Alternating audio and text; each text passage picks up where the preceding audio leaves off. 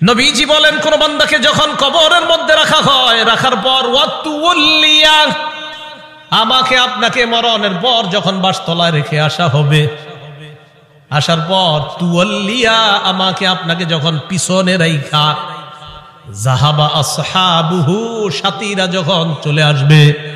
একবার কল্পনা আলেন, রাতের বেলা বিছানায় যখন বালিশে যখন মাথাটা লাগানোর পর কল্পনা করেন আমি মারা গেলাম, যাওয়ার পর বাসতলায় কোন কবরের মধ্যে আমাকে রেখে আমার আত্মীয় স্বজন চলে আসছে, ব্যাপারটা কেমন একটু চিন্তা করেন।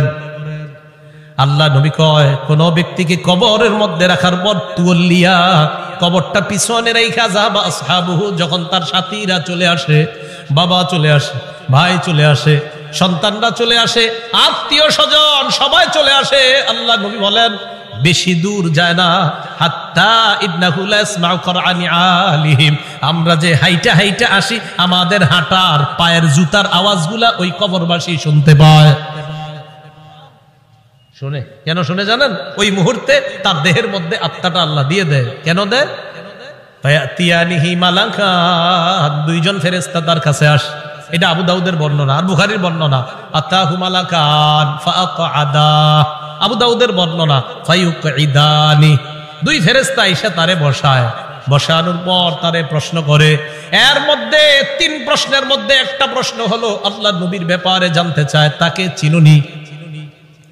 ওই ব্যক্তি ইমানদার হলে যদি তিনটা জবাব সুন্দরভাবে দেয়, আর আল্লাহ নবীর ব্যাপারে যদি বলে আশহাদু আন্না মুহাম্মাদার রাসূলুল্লাহ, আমি সাক্ষী দিচ্ছি তিনি আল্লাহর রাসূল, এই কথা বলার পর ওই ব্যক্তিকে বলা হবে উনজুর ইলা মাকআদিকা মিনান নার, তুমি তোমার জাহান্নামের আসনটার দিকে তাকাও, এটা তোমার জাহান্নামের আসন। তো এই ব্যক্তি জাহান্নামের আসনের দিকে তাকাবে। এরপর বলা হবে আবদালাকাল্লাহু মাকআদাম মিনাল জান্নাহ, জাহান্নামের আসনের পরিবর্তে আল্লাহ তোমাকে জান্নাতের আসন দান করছে। আবু হুরায়রা রাদিয়াল্লাহু তাআলা আনহুর বর্ণনা, তিনি বলেন খরাজা রাসূলুল্লাহ সাল্লাল্লাহু আলাইহি ওয়াসাল্লাম যাতা ইয়াউমিন আও যাতা লাইলা, একদিন রাতে অথবা দিনে রাসূল বাসা থেকে বের হলেন। কোথা থেকে বের হইছে? রাতে বা দিনে। বের হওয়ার পর আসছে, আয়েশা দেখে ফাইদা হুয়া বিআবি বকর ওয়া উমর, নবীজি দেখে আবু বকর ওমর বসা। আবু হুরায়রা রাদিয়াল্লাহু তাআলা আনহু বলেন, নবীজি বাসা থেকে বের হয়েছে, বের হয়ে দেখে আবু বকর ওমরও বসা। এই হাদিসটা একটু মন দিয়ে সবাই শুনেন আর নিজেদের জীবনটা একটু চিন্তা করেন। নবীজি তাদের দুইজনকে প্রশ্ন করলেন, আবু বকর এবং ওমর, এই দুই সাহাবী, বিখ্যাত দুই সাহাবীকে প্রশ্ন করলেন, আচ্ছা তোমরা এইখানে এই মুহূর্তে কেন? মা আখরাজাকুমা ফি হাদিহিস সাআ, এই সময়ে তোমরা এখানে কেন? অসময়ে মানে এই সময় মানে অসময়ে, আরে এই সময়ে তোমরা এখানে কেন? এই হাদিস দ্বারা বোঝা যায় সাধারণত যেই সময় মানুষ ঘর থেকে বেশি একটা বের হয় না, ওই সময়ে নবীও বের হইলেন, আবু বকরও বের হইছে, ওমরও বের হইছে। নবী বের না হইলে জিজ্ঞাসা করে গেলেন। আবু বকর ওমর জবাব দিলেন, আহারে কি জবাব দেয় দেখেন, ক্বালাল জুউ ইয়া রাসূলুল্লাহ, হুজুর খিদা লাগছে, ক্ষুধার কারণে বের হইছে। সম্পদ সব ছেড়েছে মক্কায়, নবীর সাথে চলে আইছে মদিনায়। নবীজি যে জবাবটা দিলেন, আল্লাহ নবী বললেন আল্লাযী নাফসি বিয়াদিহি আখরাজানিল্লাযী আখরাজাকুমা। আবু বকর ওমরকে আল্লাহ নবী বলেন, আল্লাহর কসম আবু বকর ওমর, তোমরা যে ক্ষুধার কারণে বের হয়েছো, আমিও ক্ষুধার কারণে বের হইছি।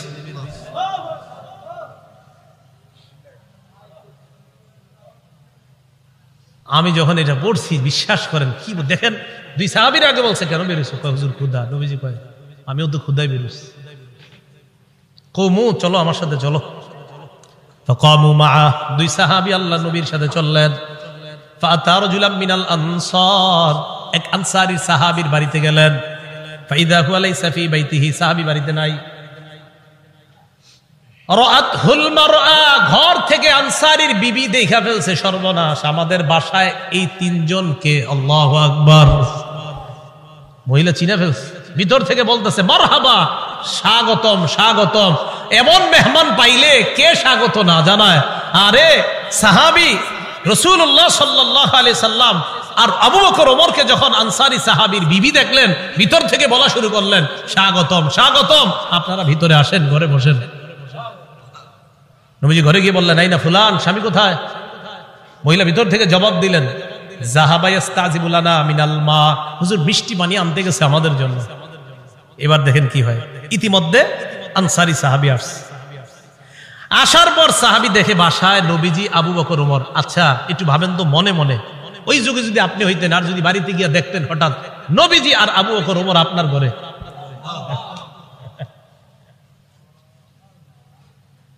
সাহাবী দেখে কি কয়, মা আহাদুল ইয়াউমা আকরামা আদিয়াফা মিন্নি।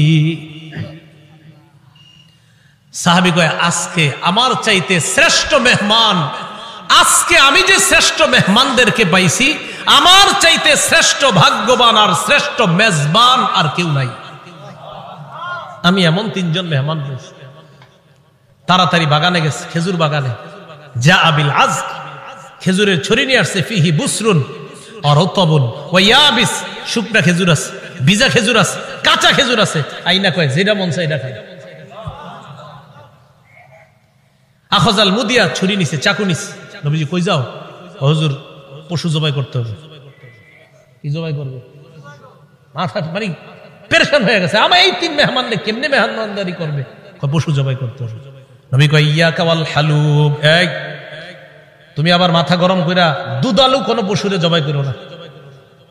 দুধ দেয় যে পশু, বর্তমানে দুধ দিতেছে, এরকম পশু জবাই করো না। জি ঠিক আছে। ফাযাবাহা লাহুম, স্বাভাবিক একটা বকরি জবাই করছে।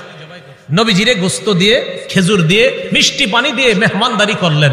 করার পর যে কথাটা নবী বলছে, এটা বলার জন্য আপনাদেরকে লম্বা হাদিসটা শুনাইলাম।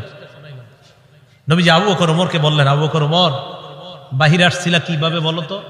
হুজুর ক্ষুধায় আম করে বাহিরে নিয়ে আসছে। নবীজি কয়, আবু বকর ওমরকে বললেন, এখন খাইছো? কয় হ্যাঁ। নবীজি বললেন, লাতুস আলুন্না আন হাদা ইয়াউমাল কিয়ামাহ, এই যে খানাগুলা খাইছো না, পেট ভরছো না, এই ব্যাপারেও কিয়ামতের ময়দানে আল্লাহর কাছে জবাবদিহিতা করতে হবে। অবশ্যই অবশ্যই তোমাদেরকে এই ব্যাপারে জিজ্ঞাসা করা হবে। এই খানা খেয়ে আল্লাহর ইবাদত করছো কিনা? এই খানা খেয়ে তুমি সঠিকভাবে চলছো কিনা? আল্লাহ তোমারে খাওয়াইছে, খাওয়ানোর পর আল্লাহর হুকুম তুমি পালন করছো কিনা? এই ব্যাপারে জিজ্ঞাসা করা। বুঝাইতে চাইলাম, এই সূরা তাকাসুরের শেষে কি বলতেছে দেখেন। প্রথম দিকে বললেন সম্পদের কারণে আমারে ভুলা যাও, এরপরে বললেন কবরকে স্মরণ করো, শেষের দিকে বললেন এই নিয়ামতের ব্যাপারে জিজ্ঞাসা করব। কিন্তু আল্লাহ বলেন, আল্লাহকুমুত তাকাসুরু হাত্তা যুরতুমুল মাকাবির, সম্পদের প্রাচুর্যতা, প্রাচুর্যের প্রতিযোগিতা তোমাদেরকে আল্লাহ থেকে বিমুখ করে দিয়েছে, আল্লাহ থেকে দূরে সরায়া দিয়েছে। তাহলে আল্লাহকুম তোমাদেরকে ভুলিয়ে দিয়েছে, আত-তাকাসুর প্রাচুর্যের প্রতিযোগিতা আল্লাহ থেকে ভুলিয়ে দিয়েছে, ভুলিয়ে রেখেছে, তোমাদেরকে গাফেল করে রেখেছে। কতদিন? হাত্তা যুরতুমুল মাকাবির, কবরে যাওয়া পর্যন্ত তোমাদের এই প্রতিযোগিতা চলতেই থাকবে। কবরে যাওয়া পর্যন্ত তোমাদের এই প্রতিযোগিতা চলতেই থাকবে। তো এই কথাটা আল্লাহ পাক রব্বুল আলামিন জানিয়ে দিলেন। সহিহ বুখারীর বর্ণনা ৬৪২৫ নম্বর হাদিস। এই হাদিসটা বুঝার আগে বুঝেন, বাহরাইনের গভর্নর নবীজি যাকে বানিয়েছিলেন তার নাম আলা ইবনুল হাজরামি, নবীর এক সাহাবী। তাকে নবীজি বাহরাইন দেশের আমির বানাইলেন। বাহরাইনের নাম শুনি না আমরা? তো বাহরাইনের আমির বানাইলেন যাকে, তার নাম আলা ইবনুল হাজরামি। এই আলা ইবনুল হাজরামিকে রাসূলুল্লাহ সাল্লাল্লাহু আলাইহি সাল্লাম বাহরাইনের আমির বানায়া দিলেন। এখন বাহরাইনের সাথে রাসূলের চুক্তি হয়েছে। চুক্তিটা হলো এই, বাহরাইন মুসলমানদের অধীনে থাকবে, তারা ট্যাক্স দিবে, কর দিবে, জিজিয়া দিবে। তো নবীজি কি করলেন, তার এক সাহাবীকে পাঠাইলেন বাহরাইন থেকে কর বা জিজিয়া বা ট্যাক্স নিয়ে মদিনে আসার জন্য। এতটুকু কথা বুঝছেন? নবীজির অধীনস্থ এক ব্যক্তি বাহরাইনের আমির, তো নবীজি মদিনা থেকে আরেক সাহাবীকে পাঠাইলেন, যাও বাহরাইনের ট্যাক্স গুলা নিয়ে আসো, গরিবদের যে গরিবদেরকে সাহায্য সহযোগিতা করবো যেগুলা দিয়ে এগুলা নিয়ে আসো। এতটুকু বুঝে থাকলে হাদিসটা বলবো, এতটুকু বুঝছি তো সবাই? আচ্ছা। আন্না রাসূলুল্লাহ সাল্লাল্লাহু আলাইহি ওয়াসাল্লাম বাআসা আবা উবাইদা ইবনুল জাররাহ ইলাল বাহরাইন ইয়াতি বিজিজিয়াতিহা। আবু উবাইদা ইবনুল জাররাহ রাদিয়াল্লাহু তাআলা আনহুকে রাসূল বাহরাইনে পাঠাইলেন ট্যাক্স আনার জন্য। বলেন তো বাহরাইনের আমির কে? আরেক সাহাবী, নাম আলা ইবনুল হাজরামি। এতটুকু দরকার, খালি একটু মনে রাখেন, এক সাহাবী আমির, আরেক সাহাবীরে পাঠাইছে সম্পদ আনতে। তো তিনি গেলেন বাহরাইন। ফাকাদিমা আবু উবাইদাতা বিমালিম মিনাল বাহরাইন। আবু উবাইদা রাদিয়াল্লাহু তাআলা আন বাহরাইন থেকে সম্পদ নিয়ে মদিনায় আসলেন। ফাসামিআতিল আনসার বিকুদুমিহি। আবু উবাইদা যে সম্পদ নিয়ে মদিনায় আসলেন, আনসাররা টের পাইছে, জানতে পারছে যে নবীজির সাহাবী আবু উবাইদা সম্পদ নিয়ে মদিনায় আসছে। মদিনায় আসছে কখন? ফজরের নামাজের আগে। কখন? তাহলে বলেন তো, সম্পদ আনার পর উনি যে এখন প্রথম নামাজটা পড়বে, এটার নাম কোন নামাজ? ফজর নামাজ। মাশাআল্লাহ। ফাওয়াফাউ রাসূলুল্লাহ সাল্লাল্লাহু আলাইহি ওয়াসাল্লাম। আনসাররা যখন জানতে পারলেন আল্লাহর রাসূলের এক সাহাবী সম্পদ নিয়ে বাহরাইন থেকে মদিনায় আসলেন, ফাওয়াফাউ সালাতাস সুবহি মা রাসূলিল্লাহ সাল্লাল্লাহু আলাইহি ওয়াসাল্লাম। আনসাররা আল্লাহর রাসূলের সাথে ফজরের নামাজে শরীক হয়। ফালাম্মান সারাফা তাআররাদু লাহু। নবীজি যখন নামাজের সালাম ফিরাইলেন, সালাম ফিরানোর পর ফজরের পর দেখবেন ইমাম সাহেব মুসল্লিদের দিকে ফিরে বসে, ঠিক না?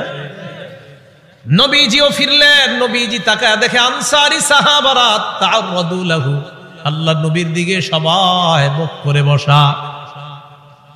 ফাতাবাসসামা রাসূলুল্লাহ সাল্লাল্লাহু আলাইহি ওয়াসাল্লাম হিনা রাআহুম। তাদেরকে দেখা আল্লাহর রাসূল একটা মুস্কি হাসি দিলেন। কি হাসি দিলেন? মুস্কি হাসি। তো মুস্কি হাসি দেওয়ার পর কি জিজ্ঞাসা করে দেখেন, কয় সামিআতুম বিকুদুমি আবি উবাইদা ইবনুল জাররাহ ওয়া আন্নাহু জাআ বিমাল। কি ব্যাপার? আবু উবাইদা যে মদিনায় মাল নিয়ে আসছে এটা মনে হয় শুনছো, ঠিক না? সম্পদ নিয়ে আসছে এটা শুনছো, তাই না? এই জন্য আসছো? তো সাহাবীরা কয় আজাল ইয়া রাসূলুল্লাহ, হুজুর ঠিকই ধরছেন, এই জন্য আসছি। নবীজি তাদেরকে দেখে একটা মুস্কি হাসি দিলেন। নবীজি হ্যাঁ আমি বুঝতে পারছি। এবার আল্লাহর নবী বললেন, আবশিরু, সুসংবাদ গ্রহণ করো, আমিলু মা ইয়াসুররুকুম, তোমরা আশা করো যা তোমাদেরকে আনন্দিত করবে। তবে একটা কথা শোনো, মাল ফাকর আখশা আলাইকুম, তোমরা গরিব হয়ে যাবা, দরিদ্র হয়ে যাবা, এই দারিদ্রতার আশঙ্কা তোমাদের ব্যাপারে আমি করছি না।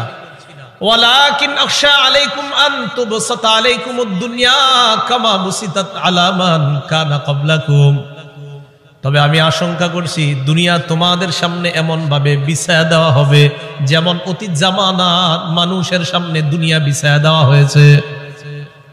প্রচুর সম্পদের মালিক হবা তোমরা, এটা আমার আশঙ্কা। আমি এই আশঙ্কা করি না তোমরা গরিব হবা, বরং আমি এই আশঙ্কা করছি অতীতের মানুষের মতো তোমাদের প্রচুর সম্পদ হবে। তারপর কি আশঙ্কা করি জানো?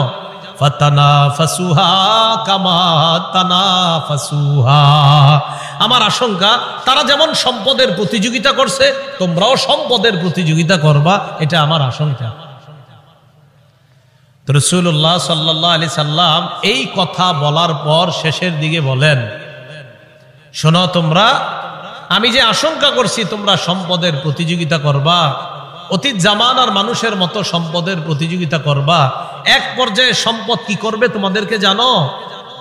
নবীজি বলেন, ফাতুলহিয়াকুম কামা আলহাতুহুম, সম্পদ যেমন তাদেরকে আল্লাহ ভুলাইয়া দিছে, তোমাদেরকেও তোমাদের সম্পদ আল্লাহ থেকে দূরে সরাইয়া দিবে। নাউজুবিল্লাহ।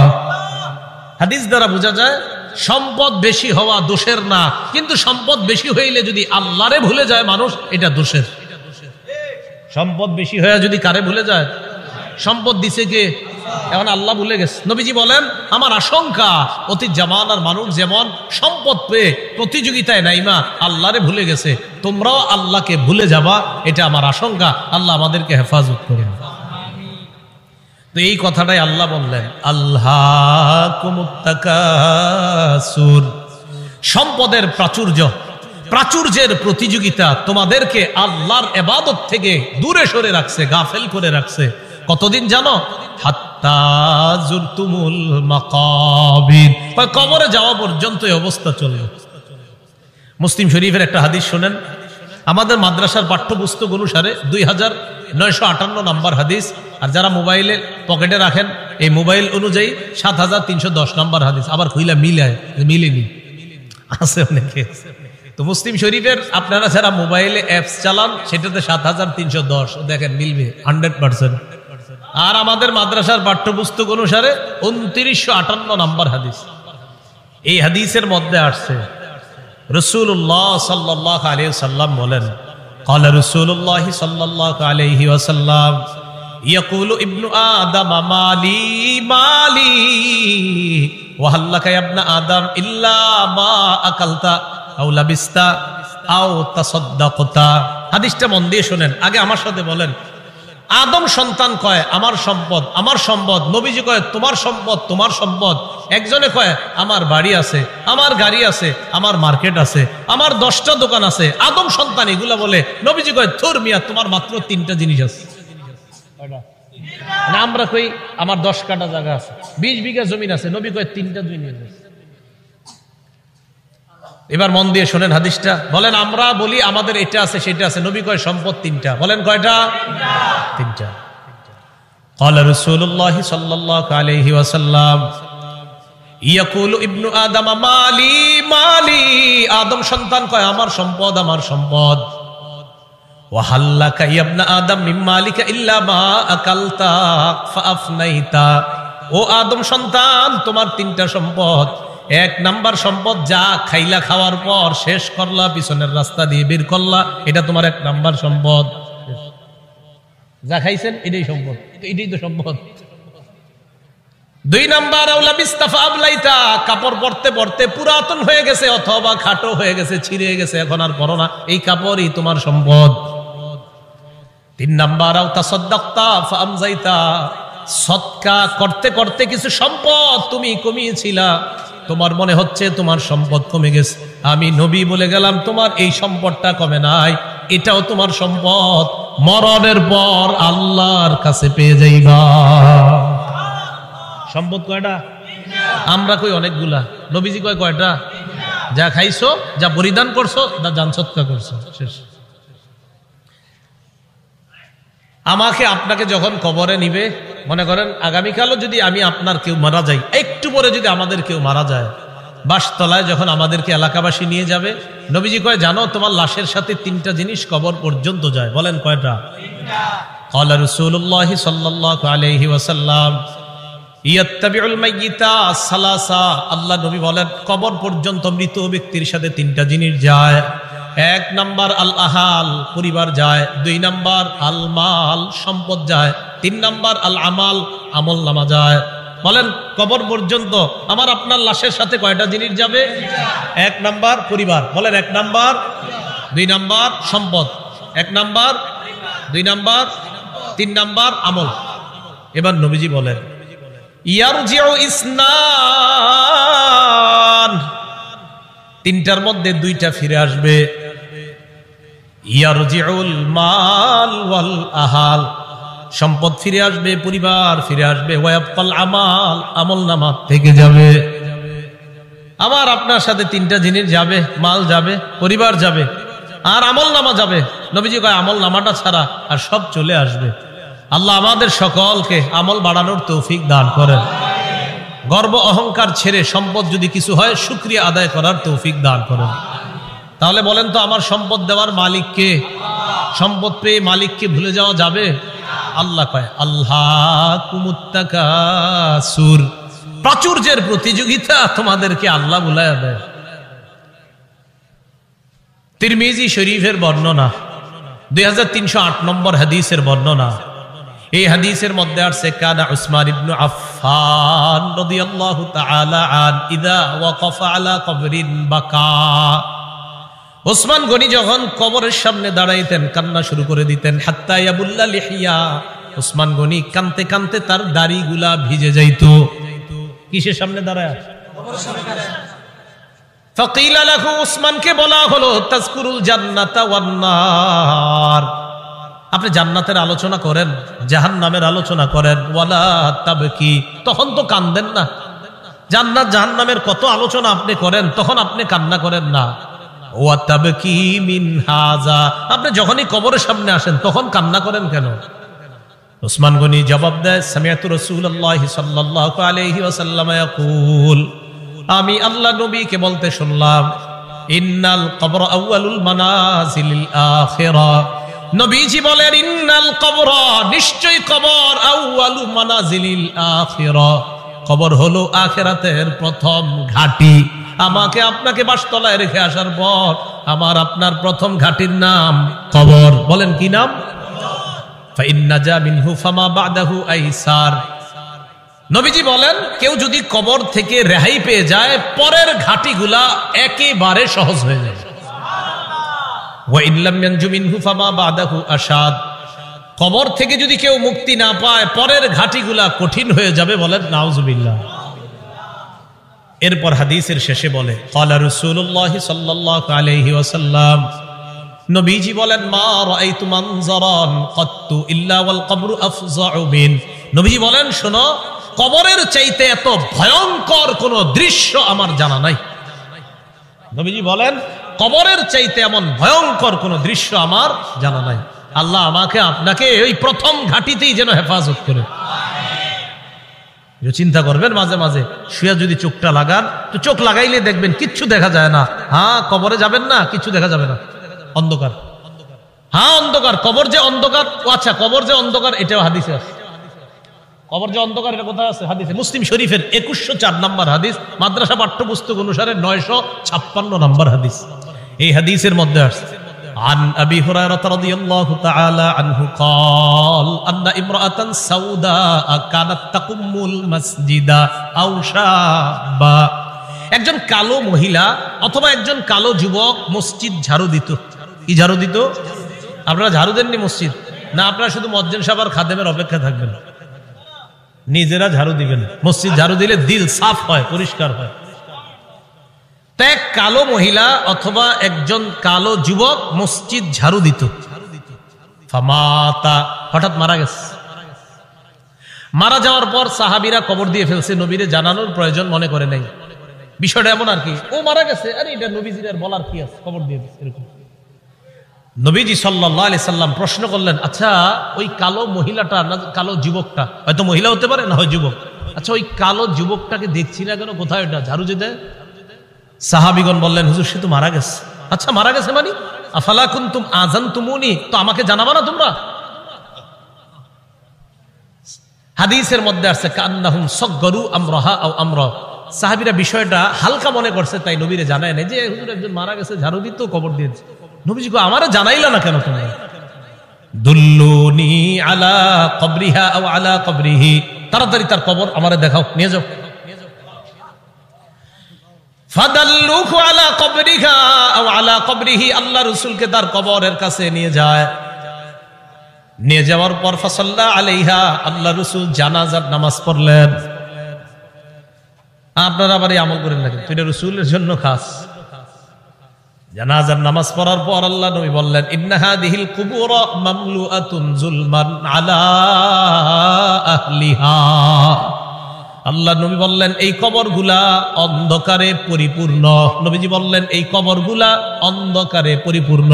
কবরগুলা বলেন অন্ধকারে, কবরগুলা একবার ভাবেন, চোখটা বন্ধ করে, অন্ধকার, কিচ্ছু দেখা যায় না। আল্লাহ নবী কয় এই কবরগুলা অন্ধকারে পরিপূর্ণ। হ্যাঁ,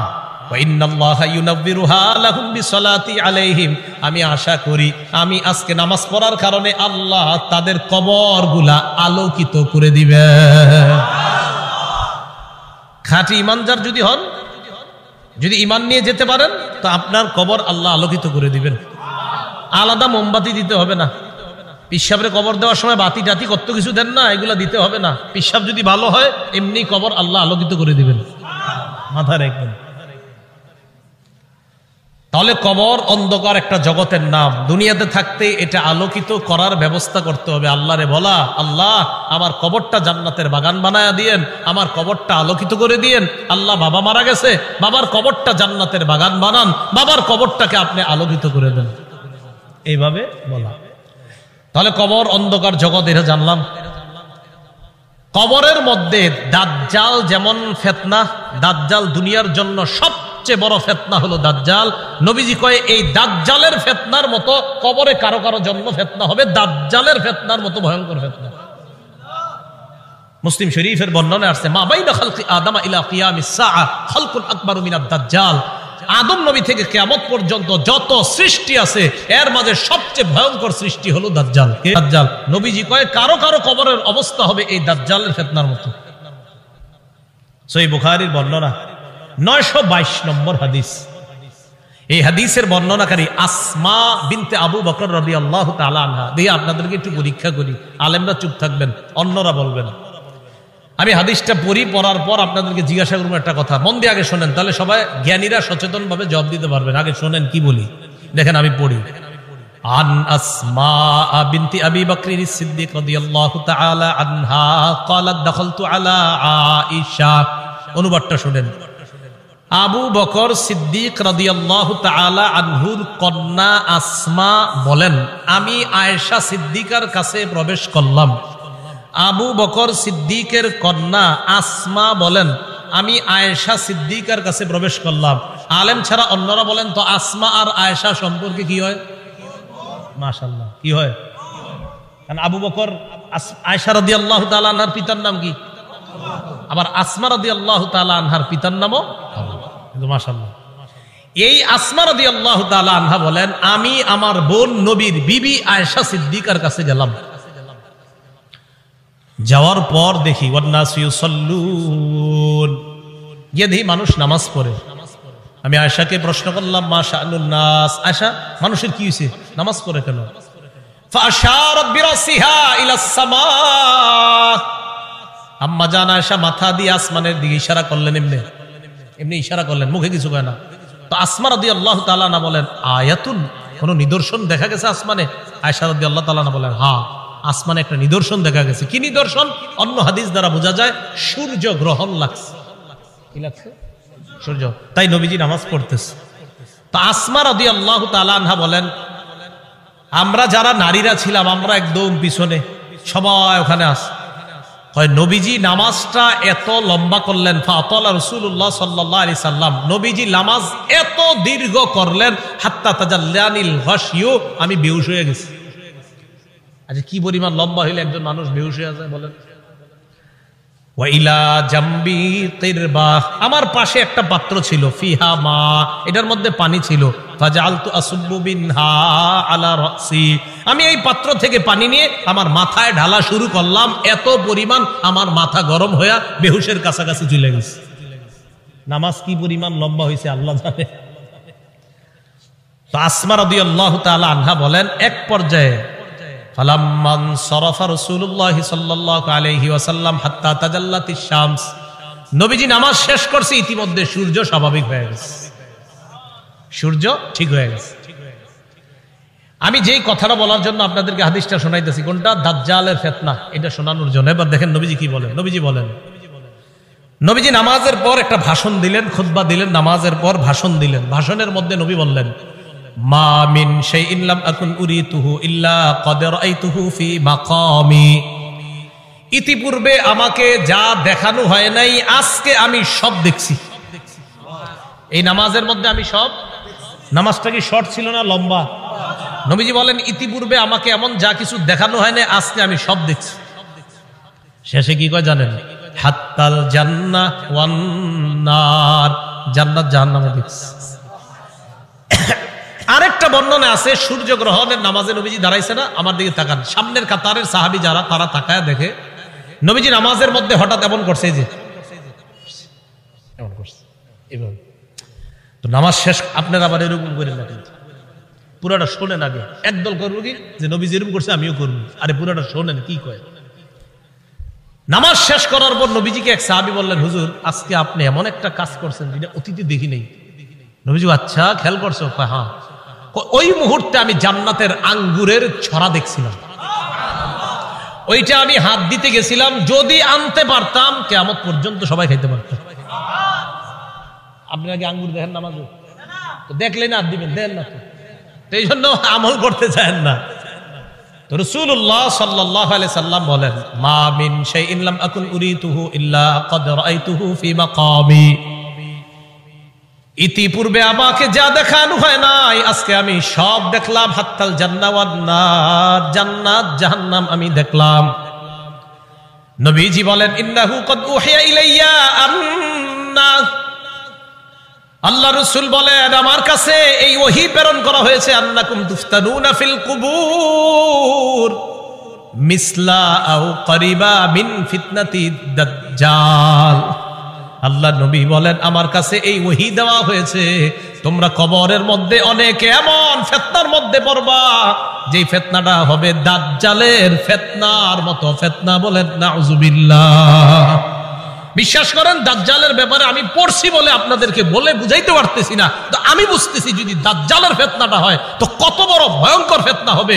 আমি সবগুলা কথা বললে বুঝতে পারতেন যে দাজ্জাল কতটা ভয়ঙ্কর ফিতনার নাম। রাসূল বললেন কবরে অনেকের এই ফিতনা হবে দাজ্জালের মতো, খুব ভয়ঙ্কর ফিতনা, ও কঠিন ভয়ঙ্কর ফিতনা।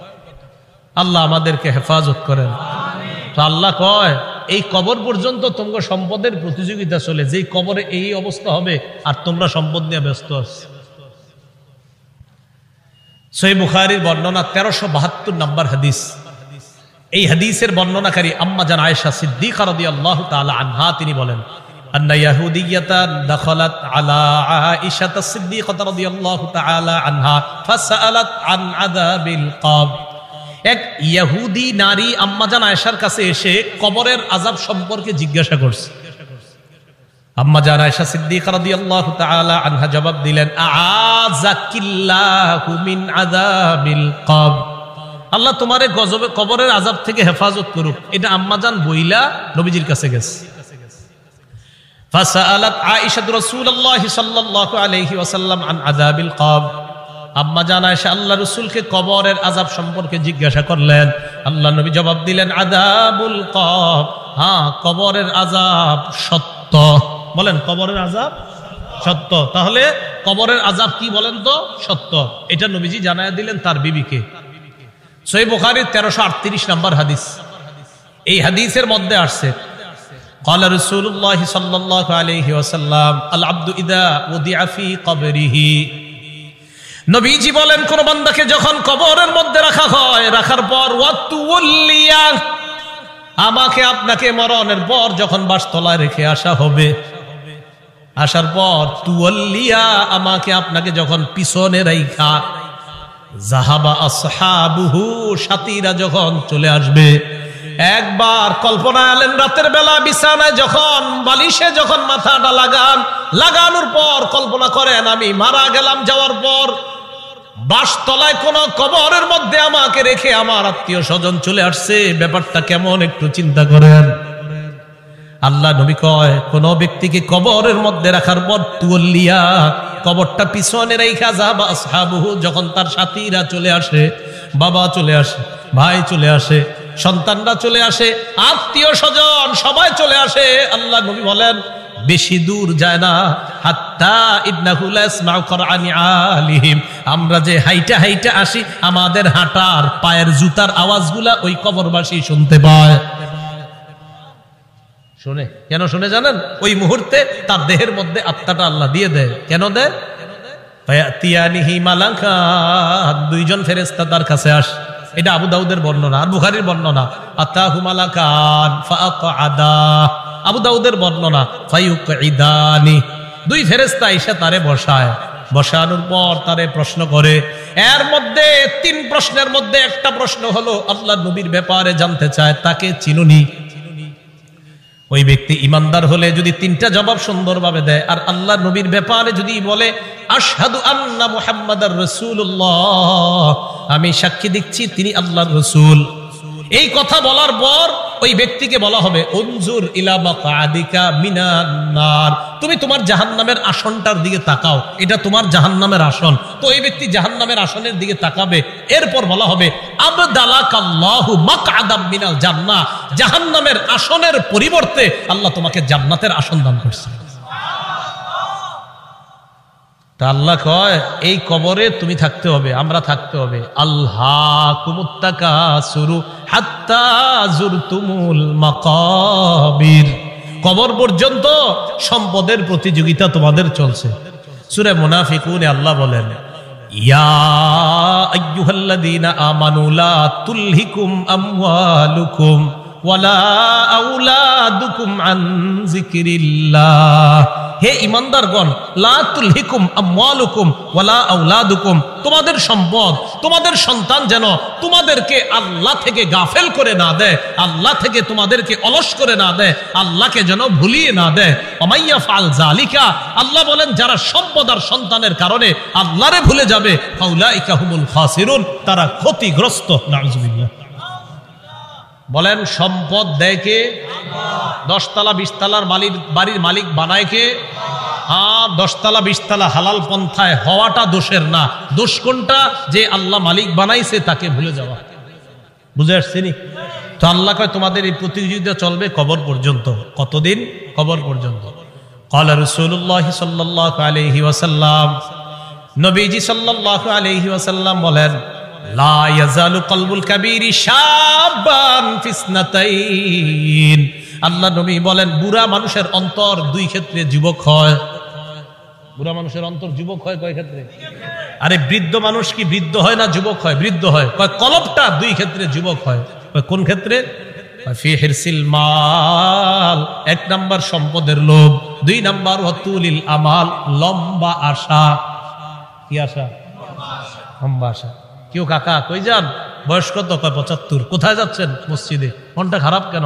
আর বইল না, 4টা ছেলে ইতালি থাকে, এক একজন 5 লাখ করে বেতন। 5 নাম্বার ছেলেটা বাংলাদেশে 50,000 টাকা বেতন। আরে তারে এখনো কোনো কুল কিনারা করে দিতে পারি নাই, টেনশনে আছে কাকা। তো রাসূলুল্লাহ সাল্লাল্লাহু আলাইহি সাল্লাম বলেন মানুষ বৃদ্ধ হয়, তার কলব 2 ক্ষেত্রে যুবক হয়। 1 সম্পদের লোভ, 2 লম্বা আশা, বড় আশা। আল্লাহ বুঝার তৌফিক দান করেন। রাসূলুল্লাহ সাল্লাল্লাহু আলাইহি সাল্লামের সাহাবী আব্দুল্লাহ ইবনে মাসউদ বলেন খত্ত রাসূলুল্লাহ সাল্লাল্লাহু আলাইহি ওয়াসাল্লাম খত্তান মুরাব্বাআ। এই হাদিসটা বুঝতে হবে সবাই। নবীজি একটা চতুর্ভুজ আঁকলেন। ওই অঙ্কের ছাত্ররা কোথায়? কি আঁকলেন? চতুর্ভুজ আঁকার পর ওয়া খত্ত খত্তান ফিল ওয়াসাতি খারিজাম মিন, মাঝখান থেকে একটা দাগ দিলেন। এই দাগটা চতুর্ভুজের বাহিরে নিলেন। বলেন তো রাসূল কি আঁকলেন? মাঝখানের দাগটা ভিতরে না বাহিরে? আচ্ছা এবার দেখেন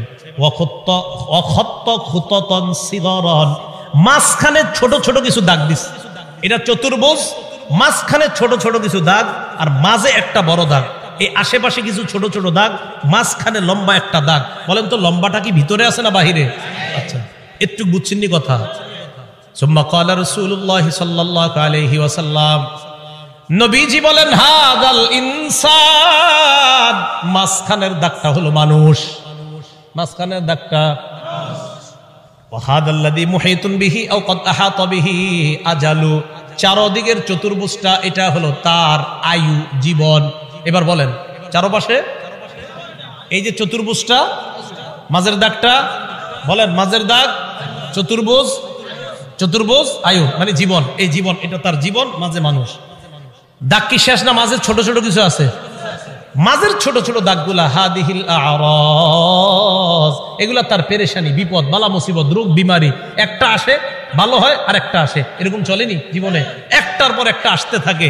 এই আসতে আসতে এক পর্যায়ে আবার জিজ্ঞাসা করছি, চারদিকের দাগ, মাঝের দাগ, ছোট্ট ছোট্ট দাগগুলা বালা মুসিবত, বিপদ আপদ, ব্যস্ততা। মাঝখানের দাগটা কি চতুর্ভুজের ভিতরে না বাহিরে? নবীজি বলেন মানুষ মারা যায়, বাহিরে যেই দাগটা এটা হলো তার আশা। মানুষ মারা যায়, আশাগুলা থেকে যায়। আশা কি জীবনের ভিতরে না বাইরে? এই যে মানুষ, ওর আশা হলো এত বড়, ও হলো একটু। এবার বাহিরে যেটা এটা হলো ওর আশা। নবীজি কয় মানুষের জীবন এতটুকু, মানুষটা এতটুকু, ওর আশা এতটুকু, ও মারা যায় আশাগুলা থেকে যায়। ভাই বুঝছেন নি আপনারা? আচ্ছা, তো আল্লাহ পাক রব্বুল আলামিন বলেন আলহাকুমুত তাকাসুর হাত্তা জুরতুমুল মাকাবির, কবর পর্যন্ত এই সম্পদের প্রতিযোগিতা, প্রাচুর্যের প্রতিযোগিতা তোমাদের চলতেই থাকে। আল্লাহ আমাদেরকে কবরের প্রস্তুতি নেওয়ার তৌফিক দান করেন। আচ্ছা, এরপরে দেখেন কি বলে, কাল্লা সাউফা তা'লামুন সুম্মা কাল্লা সাউফা তা'লামুন, অপেক্ষায় থাকো, অচিরেই জানতে পারবা, অবশ্যই অচিরেই জানতে পারবা। কাল্লা লাউ তা'লামুনা ইলমাল ইয়াকিন, আল্লাহ বলেন যদি নিশ্চিত জ্ঞানে জানতা লাতারাবুন্নাল জাহিম, স্বচক্ষে জাহান্নাম দেখতে পাবা। আল্লাহ বলেন লাতারাবুন্না, অবশ্যই অবশ্যই জাহান্নাম দেখবা। সুম্মা লাতারাবুন্নাহা আইনাল ইয়াকিন, নিশ্চিত চোখে জাহান্নাম দেখবা। এরপর আল্লাহ বলেন সুম্মা লাতুসআলুন্না ইয়াউমা ইযিন আনিন নাঈম, এরপর তোমাদেরকে নিয়ামত সম্পর্কে জিজ্ঞাসা করা হবে। আল্লাহ বলেন অবশ্যই অবশ্যই তোমাদেরকে প্রতিটা নিয়ামতের কথা জিজ্ঞাসা করা হবে। আঙ্গুল, চোখ, কান, নাক, হাত, পা, প্রত্যেকটা অঙ্গের ব্যাপারে জিজ্ঞাসা করা হবে। ইন্নাস সামআ ওয়াল বাসারা ওয়াল ফুআদা, আল্লাহ বলেন কান শ্রবণ শক্তি, ওয়াল বাসর দৃষ্টি শক্তি, ওয়াল ফুআদা অন্তঃকরণ, সবগুলাকে কাঠগড়ায় দাঁড়াতে হবে, সবগুলাকে জিজ্ঞাসা করা হবে। এগুলার ব্যাপারে তোমাকে কাঠগড়ায় দাঁড়াতে হবে, তোমাকে জিজ্ঞাসা করা হবে সঠিকভাবে এগুলা খরচ করছো কিনা। এবার একটা হাদিস শুনেন, বলেন তো নেয়ামতের ব্যাপারে জিজ্ঞাসা করা হবে কিনা? আজকে রাতে ভাত খাইছে, খাবার, রাতের খাবার কারা কারা খাইছেন হাত তোলেন। অন্যরা খান নাই রাতের খাবার? মাশাআল্লাহ, খাবেন ইনশাআল্লাহ নাকি? দুপুরের খাবার কারা কারা খাইছেন? ঠিক আছে, হাত নামান, ব্যাস একটা হইলেই হইছে। এবার হাদিস শুনেন, মুসলিম শরীফের 4208 নম্বর হাদিস। আবু হুরায়রা রাদিয়াল্লাহু তাআলা আনহুর বর্ণনা, তিনি বলেন খরাজা রাসূলুল্লাহ সাল্লাল্লাহু আলাইহি ওয়াসাল্লাম যাতা ইয়াউমিন আও যাতা লাইলা, একদিন রাতে অথবা দিনে রাসূল বাসা থেকে বের হলেন। কোথা থেকে বের হইছে? রাতে বা দিনে। বের হওয়ার পর আসছে, আয়েশা দেখে ফাইদা হুয়া বিআবি বকর ওয়া উমর, নবীজি দেখে আবু বকর ওমর বসা। আবু হুরায়রা রাদিয়াল্লাহু তাআলা আনহু বলেন নবীজি বাসা থেকে বের হয়েছে, বের হয়ে দেখে আবু বকর ওমরও বসা। এই হাদিসটা একটু মন দিয়ে সবাই শুনেন আর নিজেদের জীবনটা একটু চিন্তা করে নিন।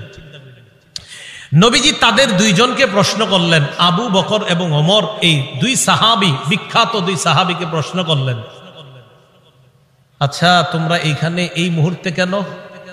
মা আখরাজাকুমা ফি হাদিহিস সাআ, এই সময়ে তোমরা এখানে কেন? অসময়ে মানে এই সময় মানে অসময়ে, আরে এই সময়ে তোমরা এখানে কেন? এই হাদিস দ্বারা বোঝা যায় সাধারণত যে সময় মানুষ ঘর থেকে বেশি একটা বের হয় না, ওই সময়ে নবীও বের হইলেন, আবু বকরও বের হইছে, ওমরও বের হইছে। নবী বের না হইলে জিজ্ঞাসা করে গেলেন।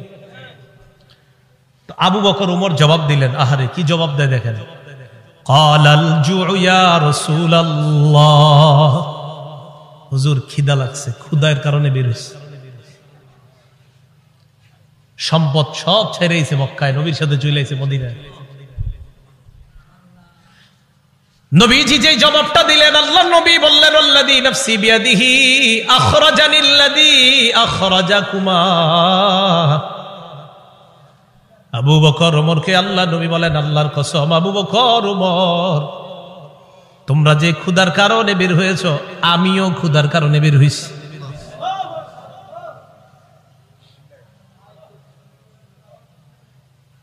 আমি যখন এটা পড়ছি, বিশ্বাস করেন কি দেখেন, দুই সাহাবীর আগে বলছে কেন বেরোছো? হুজুর ক্ষুধা। নবীজি কয় আমিও তো ক্ষুধায় বেরোছি।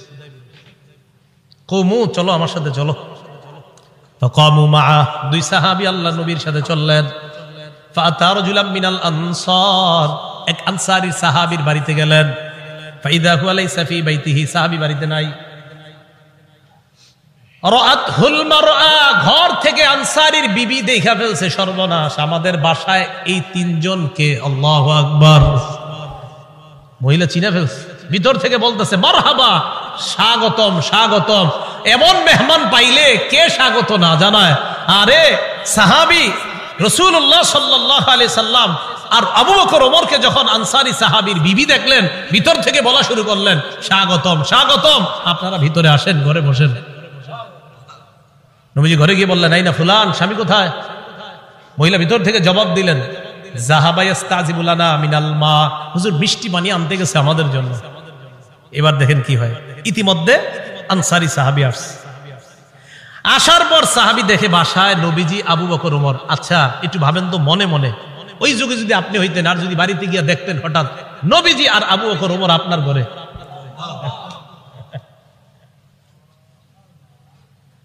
সাহাবী দেখে কি কয়, মা আহাদুল ইয়াউমা আকরামা আদিয়াফা মিন্নি। সাহাবী কয়, আজকে আমার চাইতে শ্রেষ্ঠ মেহমান, আজকে আমি যে শ্রেষ্ঠ মেহমানদেরকে পাইছি, আমার চাইতে শ্রেষ্ঠ ভাগ্যবান আর শ্রেষ্ঠ মেজবান আর কেউ নাই। আমি এমন 3 জন মেহমান পেয়েছি। তাড়াতাড়ি বাগানে গেছে, খেজুর বাগানে। যা আবিল আজ, খেজুরের ছড়ি নিয়ে আসছে। ফিহি বুসরুন আর রতবুন ওয়া ইয়াবিস, শুকনা খেজুর আছে, ভিজা খেজুর আছে, কাঁচা খেজুর আছে। আইনা কয়, যেটা মন চায় এটা খায়। আখজাল মুদিয়া, ছুরি নিছে, চাকু নিছে। নবীজি কই যাও? হুজুর পশু জবাই করতে হবে। কি জবাই করবে? মাথা মানে পেরেশান হয়ে গেছে। আমার এই 3 মেহমানকে কেমনে মেহমানদারি করবে? পশু জবাই করতে হবে। নবী কয়, ইয়াকা ওয়াল হালুব, এই তুমি আবার মাথা গরম কইরা দুধ আলু কোন পশুরে জবাই করো না। দুধ দেয় যে পশু, বর্তমানে দুধ দিতেছে, এরকম পশু জবাই করো না। জি ঠিক আছে। ফাজাবা হালাহুম, স্বাভাবিক একটা বকরি জবাই করছে। নবীজিরে গোস্ত দিয়ে, খেজুর দিয়ে, মিষ্টি পানি দিয়ে মেহমানদারি করলেন। করার পর যেই কথাটা নবী বলছে, এটা বলার জন্য আপনাদেরকে লম্বা হাদিসটা শুনাইলাম। নবীজি আবু বকর ওমরকে বললেন, আবু বকর ওমর, বাহিরে আসছিলা কিভাবে বলো তো? হুজুর ক্ষুধায় আম করে বাহিরে নিয়ে আসছে। নবীজি কয়, আবু বকর ওমরকে বললেন, এখন খাইছো? কয় হ্যাঁ। নবীজি বললেন, লাতুস আলুদনা আন হাদা ইয়াউমাল কিয়ামাহ, এই যে খানাগুলা খাইছো না, পেট ভরছো না, এই ব্যাপারেও কিয়ামতের ময়দানে আল্লাহর কাছে জবাবদিহিতা করতে হবে। অবশ্যই অবশ্যই তোমাদেরকে এই ব্যাপারে জিজ্ঞাসা করা হবে। এই খানা খেয়ে আল্লাহর ইবাদত করছো কিনা? এই খানা খেয়ে তুমি সঠিকভাবে চলছো কিনা? আল্লাহ তোমারে খাওয়াইছে, খাওয়ানোর পর আল্লাহর হুকুম তুমি পালন করছো কিনা? এই ব্যাপারে জিজ্ঞাসা করা। বুঝাইতে চাইলাম, এই সূরা তাকাসুরের শেষে কি বলতেছে দেখেন। প্রথম দিকে বললেন সম্পদের কারণে আমারে ভুলে যাও, এরপরে বললেন কবরকে স্মরণ করো, শেষের দিকে বললেন এই নিয়ামতের ব্যাপারে জিজ্ঞাসা করব, কিন্তু এত এত সম্পদ দিলাম মনে করবো না এমনি ছেড়ে দিব আমি আল্লাহ, আমি সব জিজ্ঞাসা করব। এই সূরা থেকে প্রধান 3টা আমাদের শিক্ষা। 1 নাম্বার, সম্পদের প্রতিযোগিতা করা নিষেধ। 2 নাম্বার, সম্পদ হওয়া দোষের না, কিন্তু সম্পদের কারণে আল্লাহকে ভুলে যাওয়া যাবে না, এটা 2 নাম্বার শিক্ষা। 3 নাম্বার, কবরের কথা স্মরণ করা। এই প্রধান প্রথম হলো 3টা শিক্ষা। শেষের দিকে আরেকটা, কবরে আরেকটা তোমার জগৎ, ওই জগতে তোমাকে নিয়ামত সম্পর্কে জিজ্ঞাসা করা হবে। কিয়ামতের ময়দানে তোমাকে 5 প্রশ্ন করার আগে তোমার পা 2টা সামান্য সময়ের জন্য নড়বে না। এই 5 প্রশ্ন করার জন্য আল্লাহর কাছে প্রত্যেককে দাঁড়াতে হবে। এর মধ্যে একটা হলো সম্পদ কোত্থেকে আনছো আর কোথায় ব্যয় করছো, এই কথা আল্লাহর কাছে জবাবদিহিতা করতে হবে। আল্লাহ পাক রব্বুল আলামিন আমাদের সকলকে কবরের প্রস্তুতি নিয়ে দুনিয়া থেকে যেন আমরা যেতে পারি, আল্লাহ তৌফিক দান করেন। আমিন। আখিরু দাওয়ানা আনিল হামদুলিল্লাহি রাব্বিল আলামিন। মাদ্রাসার প্রতিষ্ঠাতা যিনি, তার জন্য আমরা দোয়া করব, এলাকাবাসী সবার জন্য আমরা দোয়া করব। আল্লাহুম্মা সাল্লি আলা মুহাম্মাদি ওয়া আলা আলি মুহাম্মাদ কামা সাল্লাইতা আলা ইব্রাহিম ওয়া আলা আলি ইব্রাহিম ইন্নাকা হামিদুম মাজিদ। আল্লাহুম্মা বারিক আলা মুহাম্মাদি ওয়া আলা আলি মুহাম্মাদ কামা বারাকতা আলা ইব্রাহিম ওয়া আলা আলি ইব্রাহিম। একটা আবেদন আপনাদের কাছে হাত জোর করে করব। ঢাকা ফজরের নামাজ 4:40-এ, দেশগ্রামে কয়টায়? 40-45-এ ফজরের নামাজটা সবাই পড়বে। এত রাত পর্যন্ত এই সময়ে বয়ান করাটা উচিত হয় না আসলে। 10টা, 10:30টার মধ্যে বা 11টার মধ্যে সর্বোচ্চ শেষ হওয়া উচিত ছিল, যেহেতু রাত ছোট। আল্লাহর হস্তে আপনারা ফজর নামাজটা পড়বেন তো ইনশাআল্লাহ? আমারে কিন্তু দাঁড় করেন না আল্লাহর সামনে, আল্লাহর হস্তে আপনারা ফজরের নামাজটা পড়েন সবাই। এই মাহফিল একটু বেশি হয়ে রাত হয়ে যাওয়ার কারণে যেন এই কথা আল্লাহর কাছে বলতে না হয় যে আল্লাহ মাহফিল এত রাত হইল কেন, এর লেগে আমি ফজর পড়ি না। আল্লাহর হস্তে আপনারা সবাই ফজরটা পড়েন। জি। আল্লাহুম্মা সাল্লি আলা মুহাম্মাদি ওয়া আলা আলি মুহাম্মাদ কামা সাল্লাইতা আলা ইব্রাহিম ওয়া আলা আলি ইব্রাহিম ইন্নাকা হামিদুম মাজিদ। আল্লাহুম্মা বারিক আলা